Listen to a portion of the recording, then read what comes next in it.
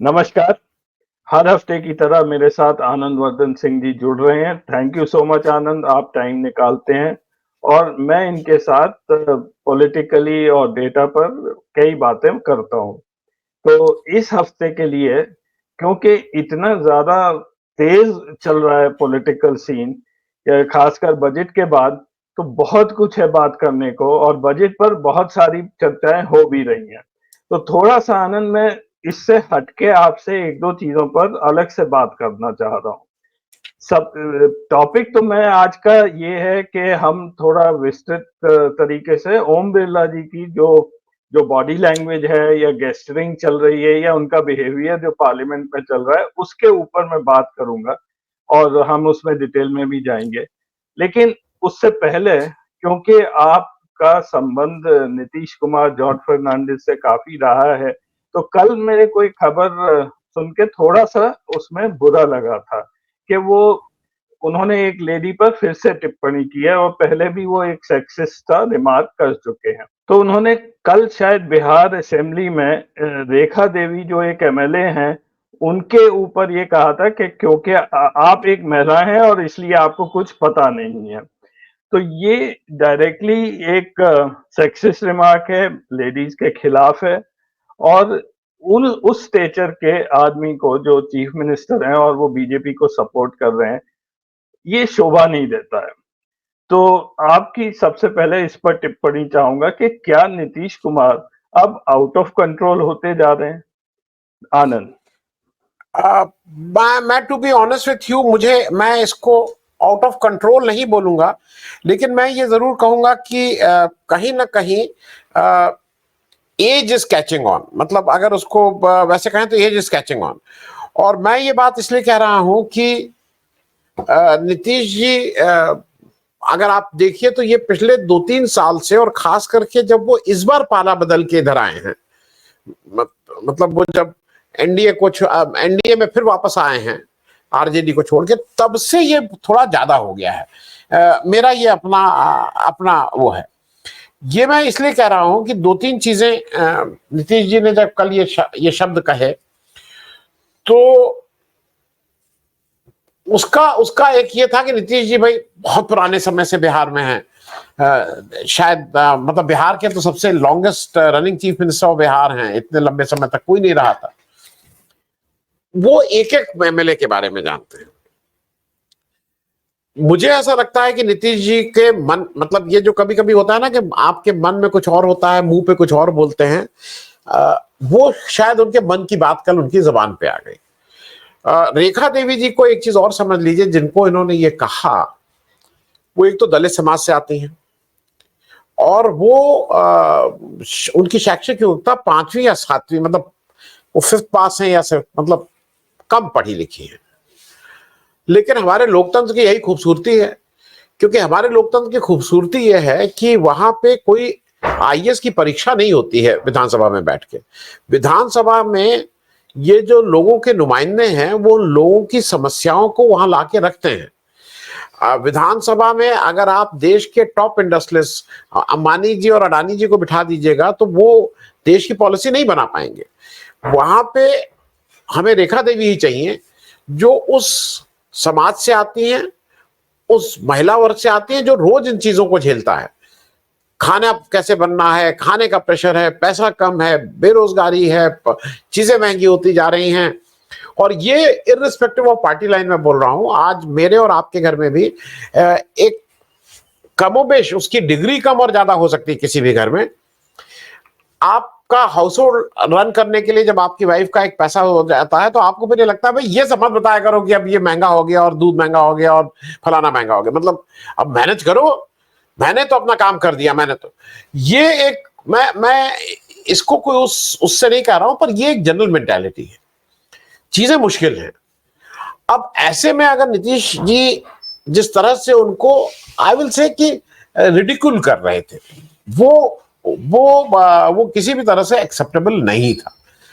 दूसरी बात मुझे यह है कि नीतीश जी ने इसी तरह का एक उल जलूल बात और कही थी, जब वो कुछ महिला और पुरुष को कैसे सोना चाहिए, कैसे जगना चाहिए, ये कुछ बातें कर रहे थे, तो उन्होंने फिर दूसरे दिन आके माफी मांगी थी, अगर आपको याद हो तो। इसमें अभी तक इस तरह का उन्होंने कोई क्षोभ व्यक्त किया हो या कोई माफी, उनको लगता हो ये सब मेरा जन्मसिद्ध अधिकार है, तो वो काफी कुछ मोदी जी से प्रभावित नजर आते हैं, जिनको ये लगता है कि दूसरे को गाली देना, दूसरे को कुछ भी कह देना मेरा अधिकार है, और भाई आप सुनिए अगर आप वहां हैं। और ये बात केवल नीतीश जी ने नहीं कही, कल ही परसों में ललन जी ने भी ये बात कही है राबड़ी देवी के लिए, कुछ इसी तरह का रिमार्क दिया है कि उनको क्या पता समझ में आएगा वो क्या। अरे भाई वो बिहार के चीफ मिनिस्टर नहीं है, उनको ये पता है कि घर कैसे चलाया जाता है। आप घर चला के दिखाइए ना अपना, 5 बच्चों का खाना पीना, हस्बैंड का उपकरण। मेरे हिसाब से बिहार चलाने से ज्यादा मुश्किल इस देश में किसी भी महिला को इसलिए सलाम करना चाहिए कि घर कैसे चलता है। तो जो घर चला लेता है उसको कोई भी वो चलाना, मतलब मैं इसको शायद ओवर सिंप्लीफाई कर रहा हूं, कुछ लोगों को लगेगा, लेकिन ये टिप्पणी खेदजनक है। और मेरे ख्याल में नीतीश जी पढ़े लिखे व्यक्ति हैं और इनसेंसिटिव तो नहीं मैं मानता हूं। उनको इसमें थोड़ा बड़ा दिल दिखा के बिल्कुल खेद मांगना चाहिए और सार्वजनिक रूप से कहना चाहिए कि मुझसे गलती हुई थी, मैं उस रॉ में कह गया था। इसमें इसको कहने से वो छोटे नहीं होंगे और बड़े ही हो जाएंगे। लेकिन अगर मोदी जी के कदमों पे चलना है तो मोदी जी तो फिर तो वो कोई गलती करते ही नहीं है, उसी तरह की बात है। अजय जी जी आनंद, थैंक। तो अब हम दूसरे विषय पर आते हैं। ये कल से आपने भी देखे होंगे कई सारे वीडियोस यूट्यूब पर, ओम बिरला जी का बिहेवियर लोकसभा में काफी निराशजनक सा लगने लगा है। मतलब एज अ व्यूअर मैं बात कर रहा हूँ कि जब आप स्पीकर हैं तो वो उनकी गेस्चरिंग, उनकी बॉडी लैंग्वेज, उनकी आंखें, उनका फेस, वो अच्छा नहीं लगता नहीं है देखने में। और खास करके जब वो विपक्ष के लोगों की तरफ मुंह करते हैं तो बहुत ही ग्रिनिंग सा फेस हो जाता है। और उनका हाथ भी नो नो कुछ ऐसे ऐसे करते रहते हैं। मतलब आप उस पोस्ट की जो गरिमा है, बड़े बड़े लोग उस पोस्ट पे रहे हैं, बलराम जाखड़ जी रहे हैं, सोमनाथ चटर्जी रहे हैं, वो डिग्निटी से वहां पर ऑपरेट करते थे। ये अपने को आई थिंक या तो वो गवर्नमेंट समझते हैं या बीजेपी का प्रवक्ता समझ रहे हैं या लीडर, मतलब वो उस रोल से बाहर नहीं निकल रहे। और दूसरा शायद उन्हें ये नहीं पता चल रहा कि अब वो कितनी थिन मार्जिन पर बैठे हुए हैं। ये कल का एक जब अभिषेक बैनर्जी बोल रहे थे, ये काफी वायरल हो गया है वीडियो, और एक तरह से अभिषेक बैनर्जी उनसे भिड़ गए थे और काफी उसमें आदान प्रदान रहा वक्तव्यों का। बट उन्होंने, अभिषेक बनर्जी ने जो भी कहा, एक चीज उन्होंने हमेशा याद दिलाई कि आप यहाँ स्पीकर हैं, आपको निष्पक्ष होना चाहिए, सबकी सुनना चाहिए। और वो शायद ओम बिरला जी को समझ नहीं आ रही बात। और उसके बाद शाम में वो गंगोपाध्याय जी जो जज थे वहां बंगाल के, जो आए हैं, वो भी उल जलूल, उन्होंने भी एक अनपार्लियामेंट्री वर्ड गौरव गोगोई के लिए बोला। उस समय भी ओम बिरला जी के मुंह से ये नहीं निकला कि गलत बोला है, वो विपक्ष को ही डांटते चले गए। तो इसके ऊपर ये जो हमारे पार्लियामेंट में स्पीकर का पोस्ट की गरिमा जो गिरती जा रही है आजकल, उसके बारे में मैं आपकी टिप्पणी चाहूंगा आनंद। नहीं, देखिए ऐसा है मेरे ख्याल में अजय, मैं तो इसको थोड़े दूसरे चश्मे से देख रहा हूं। मैं ये चश्मे से देख रहा हूं कि ओम बिरला जी ने जो स्पीकर पद की जो गरिमा पिछले बार गिराई है और उसका जो मापदंड बनाया, हालांकि मोदी जी और ललन सिंह बता रहे थे कि उन्होंने तो ऐसी प्रतिष्ठा, उन्होंने उसकी प्रतिष्ठा इतनी गिराई कि अब कम से कम वहां बैठ के आप शुक्र मनाइए कि सस्पेंड नहीं कर रहे हैं। नहीं तो अगर आप पिछली लोकसभा होती तो अब तक ये सारे लोग सस्पेंड होकर बाहर हो गए होते। तो देखिए 2-3 चीजें मैं एक साथ इसको स्पष्ट कर दूं।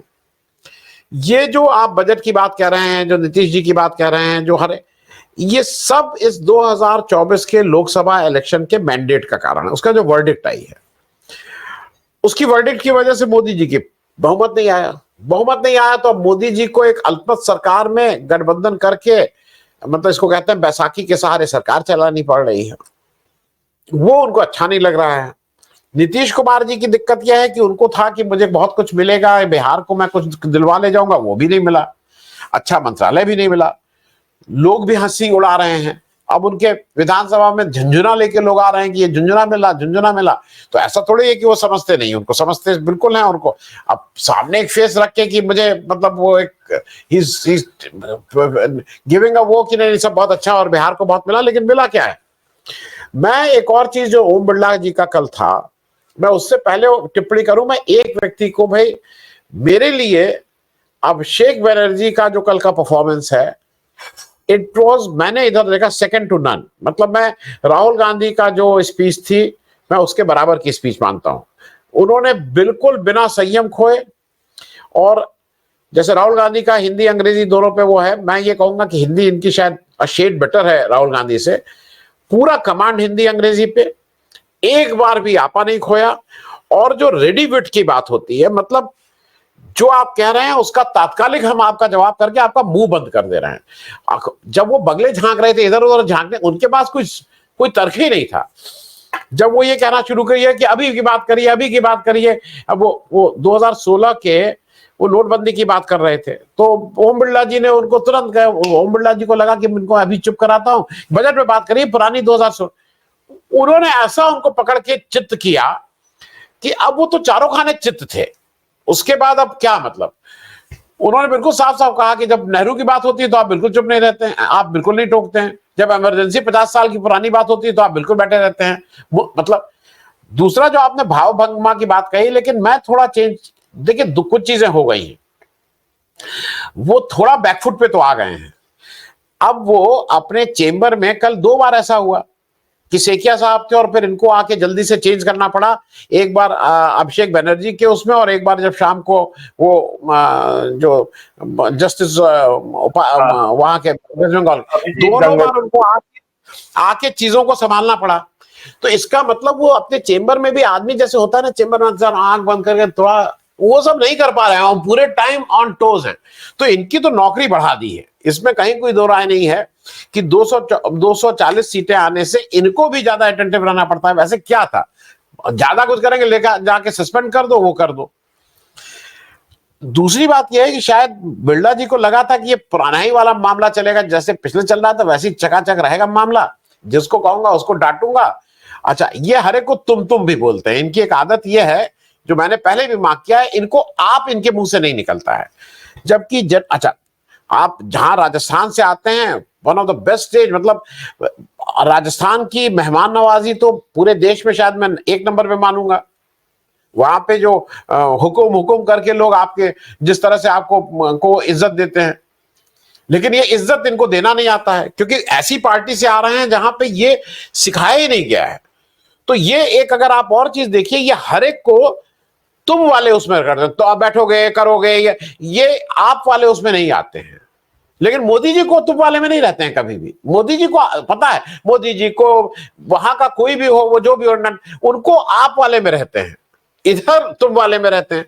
तो मुझे ऐसा लगता है कि ये मैन्युफैक्चरिंग की बात है। अब उस मैन्युफैक्चरिंग जो है वो है वैसी, उसको चेंज तो किया नहीं जा सकता है। दूसरा जो उन्होंने, उनको यह है कि अब उनको ऑन टोज रहना पड़ेगा। उनको जो पहले वो होता था ना कि एक झटके में सस्पेंड करा दिया, ये करा, अब वो कराने की हिम्मत नहीं कर सकते हैं, वो हो नहीं सकता है। और रोज उनको 2-4 बार आईना देखना होगा, और उस आईने में एक भद्दी शक्ल दिखेगी। क्योंकि आईने में जब आप ये कहेंगे कि 2016 में नोटबंदी का मत बात करो, और आईना दिखाया जाएगा कि इमरजेंसी, तो भद्दी शक्ल होगी।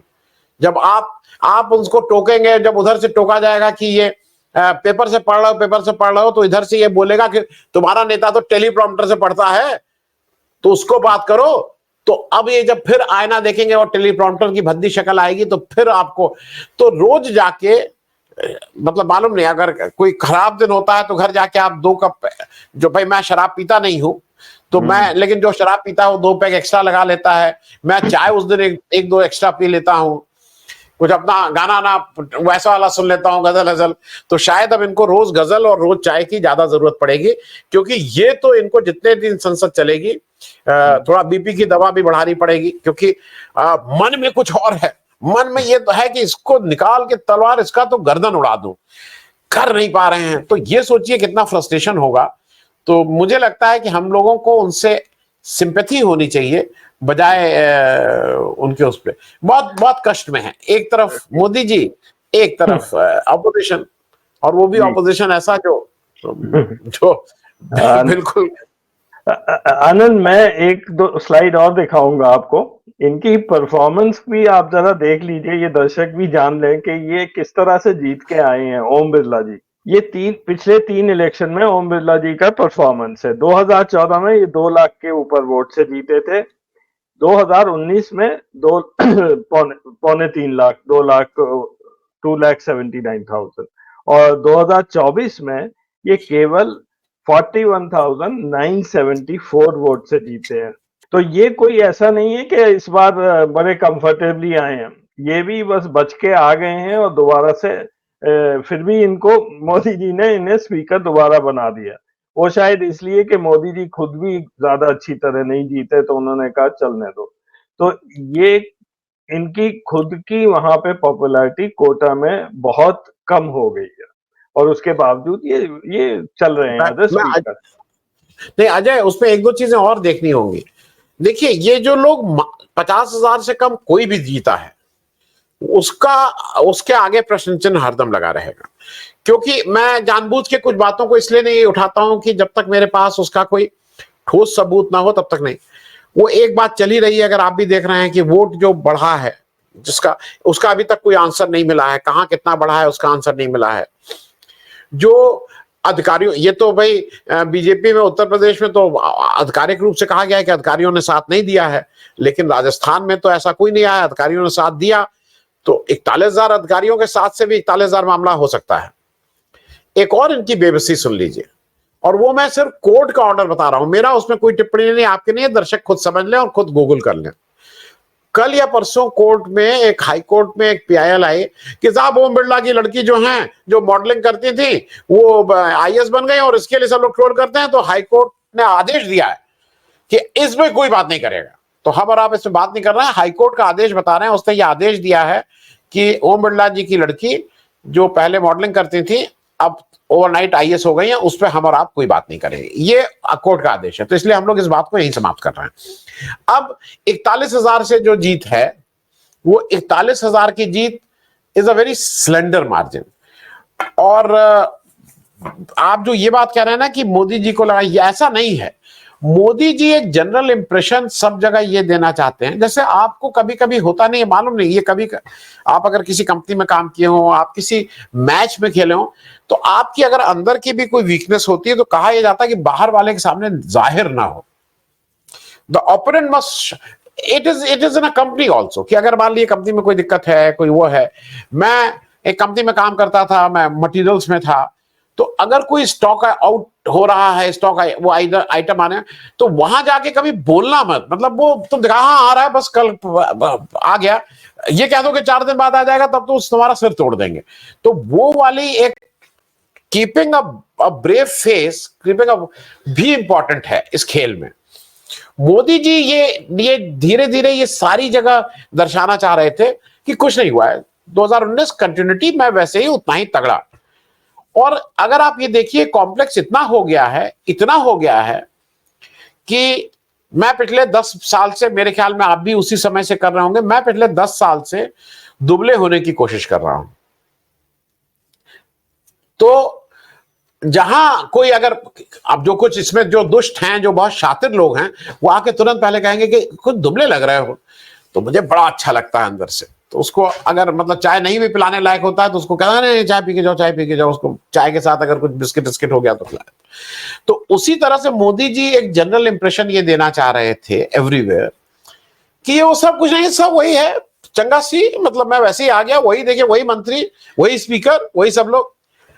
अब जाके अगर ये रशिया में भी यही बोल रहे हैं कि third time, Italy third time था, ये बोलने की क्या जरूरत है? अरे भाई, थर्ड टाइम हो तो हो, तुम काहे के लिए बार बार थर्ड टाइम कर रहे हो?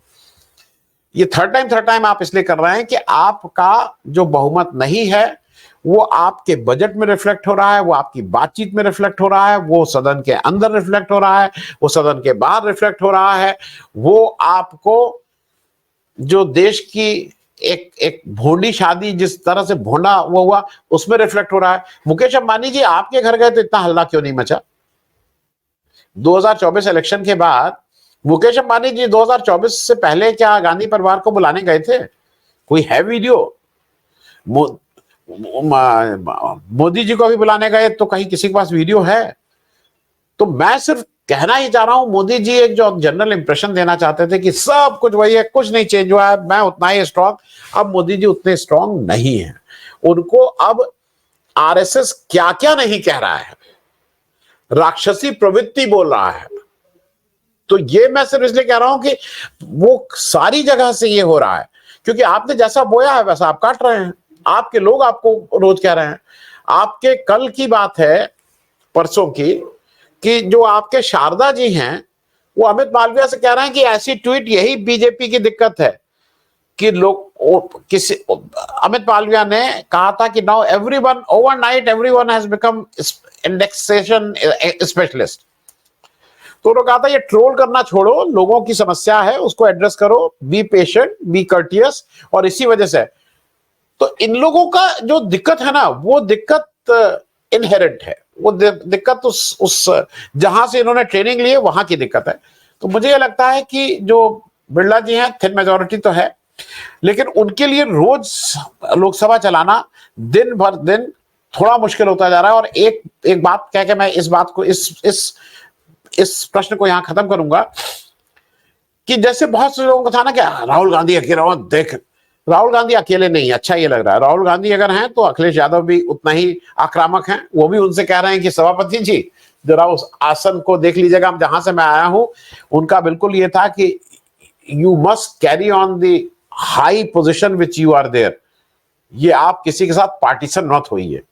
ये कल अभिषेक बनर्जी ने भी कहा, राहुल गांधी ने उस दिन कह ही दिया था कि हाथ मिलाते समय उधर आप झुके जा रहे हैं, इधर वो कर रहे हैं। तो अब Rahul Gandhi is not alone, he has a team, मतलब वो ऑपोजिशन की टीम है। अगर महुआ मैत्रा जैसा कोई स्ट्राइकर है तो कल अगर आप, मालूम नहीं आपने वो कल देखा कि नहीं देखा, उसमें जो सबसे ज्यादा हल्ला मचा रहे थे वो आदमी मुझे इसलिए अच्छे लगते हैं कि ही एंजॉयज हिज, उनका नाम है Kalyan Banerjee. Very high on content से भरे हुए, वेरी गुड ऑन डिलीवरी, और जो बोलता है उसको उसी भाषा में जवाब देते हैं। अगर आपको याद हो पिछली बार बड़े गुस्सा हो गए थे जब वो उनकी एक्टिंग कर रहे थे धनखड़ जी की, तो वो उन लोगों को बड़ा बुरा लगा था। राहुल गांधी उसकी वो बना रहे थे, ये क्या हो रहा है। तो अरे भाई, ये कोई भी व्यक्ति जिसके पास थोड़ी बुद्धि है और जिसके पास थोड़ा क्रिएटिविटी है और जिसके पास थोड़ा हंसने का है, हर एक आदमी जो गुस्सा रहता है, तो एक हमारी वित्त मंत्री जी वो हरदम गुस्सा रहती है, लेकिन इस बार देख लीजिए, इस बार उनका गुस्सा भी कम है। पहले के मुकाबले जो मुंह इतना टेढ़ा रहता था वो मुंह टेढ़ा थोड़ा कम हुआ है। ओम बिरला जी भी जब से राहुल गांधी ने कहा है तब से जो ऐसे गुस्से से देखते थे वो भी थोड़ा दांत भींचना कम हो गया है। तो वो अब सबकी भाव भंगुमा ठीक होगी मेरे ख्याल में। एक अच्छा कोर्स चल रहा है भाई। हम लोग को कोई भी आप इस तरह का कोर्स जहां पे चेहरे को ठीक करना हो, कुछ दिन तो लगेगा, 1-2 सेशन हो जाएगा, सबका चेहरा ठीक हो जाएगा, मुस्कुराहट आने लगेगी। अजय जी आनंद, मैं अपने दर्शकों को एक बात बताना चाहता हूं regarding the Lok Sabha speaker, that Lok Sabha speaker की टर्म कोई फिक्स नहीं होती है। वो तब तक ही वहां पे हैं जब तक के सदस्य चाहते हैं। तो आर्टिकल 94 जो कॉन्स्टिट्यूशन का है उसमें 3 तरह से स्पीकर हटाया जा सकता है। एक तो खैर उनकी मेंबरशिप चली जाए तब, या रिजाइन कर दें। ये लास्ट वाला है रिमूवल, कि the House of People can remove a member, meaning the Lok Sabha Speaker, by passing a resolution of majority of all members. एक दर्शकों से कहूंगा जरा रेजिग्नेशन भी देख लीजिएगा। A member can resign by writing under their hand or by addressing the deputy speaker if they are the speaker, or the speaker if they are the deputy speaker। मैं इसी को कह के मैं अब इसको जरा मैं इस पे भी एक टिप्पणी करूंगा। अब अजय आप बात करिए। जी जी, तो ये ओम बिरला जी को मेरे ख्याल ये जानते होंगे ये क्लॉज 94 को, और इनके पास कोई खास मेजॉरिटी नहीं है, और इंडिकेशंस आते जा रहे हैं कि लोकसभा में काफी सदस्य इंडिया में आते जाएंगे। तो मेरे हिसाब से, ये मेरा अपना पर्सनल ओपिनियन है कि ओम बिरला जी के अगेंस्ट एक इम्पीचमेंट मोशन इंडिया को लाना चाहिए। अब वो चाहे वो पास हो नहीं हो वो अलग बात है। जैसे मोदी जी के खिलाफ लाए थे एक बार नो कॉन्फिडेंस। तो ये तरीके जिस तरीके से ये बिहेव कर रहे हैं, इनको पता होना चाहिए कि ये मतलब कभी भी हटाए जा सकते हैं। तो इस बारे में आपसे आपकी टिप्पणी चाहूँगा। आनंद। नहीं, मैं थोड़ा अजय, थोड़ा मैं बहुत स्पष्ट हूं। देखिए, ये सब पॉलिटिकल एक्शंस हैं। ये जो आप बात कर रहे हैं, ये जानते हुए भी कि ये कैरी नहीं किया जाएगा, it is a political action. Now आज की तारीख में मुझे लगता है कि अगर आप ये लाएंगे तो थोड़ी ऑपोजिशन की डिस्क्रेडिट होगी। इस मेरे हिसाब से इस समय इसकी जरूरत है। मैं कारण भी बता रहा हूं। पहला जो आपने कहा, मैं वहीं से शुरू कर रहा हूं। आपने कहा कि इनको पता होना चाहिए। अब ये एक बड़ा डाउट है, क्योंकि इनको पता है कि नहीं पता, ये भी अब एक डाउट में आ गया। एज अ स्पीकर, एक व्यक्ति जो 5 साल स्पीकर रहा है, याद करिए, ये नई लोकसभा है, उसका जो पहला सेशन था जब राहुल गांधी बोल रहे थे, उस समय याद करिए सत्ता पक्ष के कितने मेंबर रूल बुक उठा उठा के स्पीकर को बता रहे थे रूल बुक।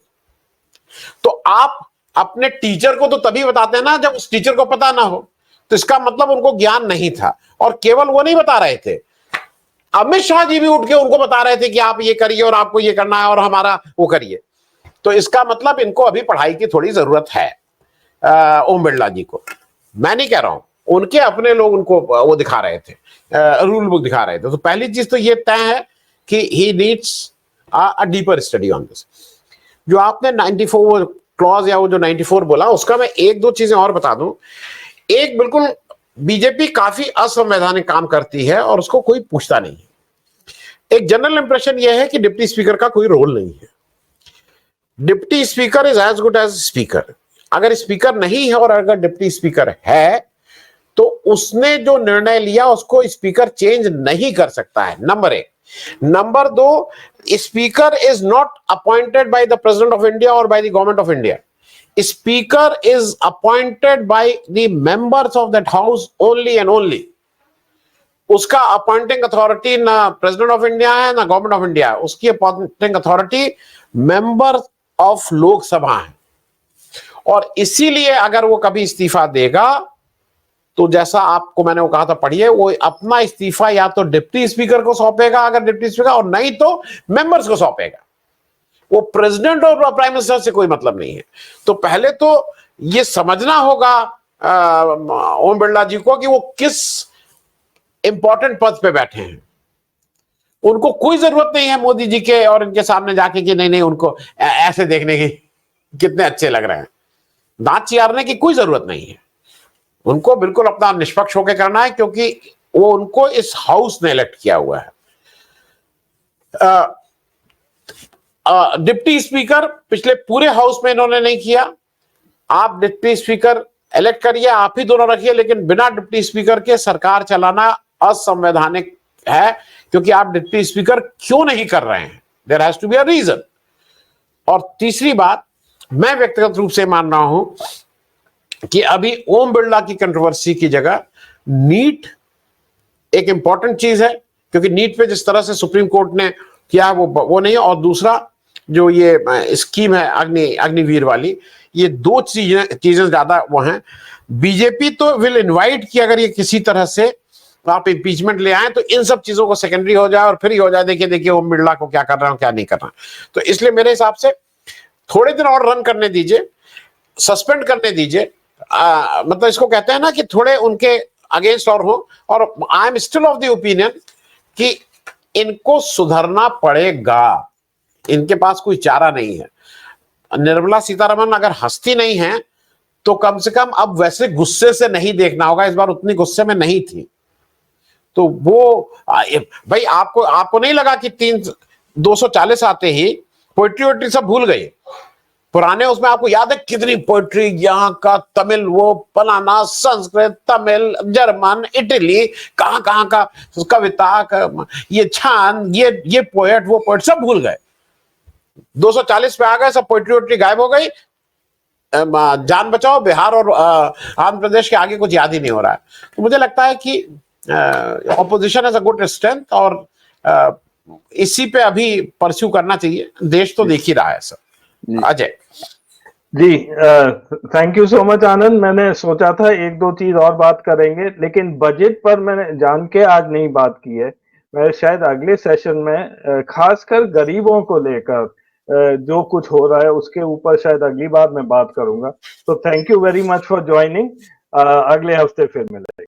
नमस्कार। Thank you so much Ajay, thank you. Right.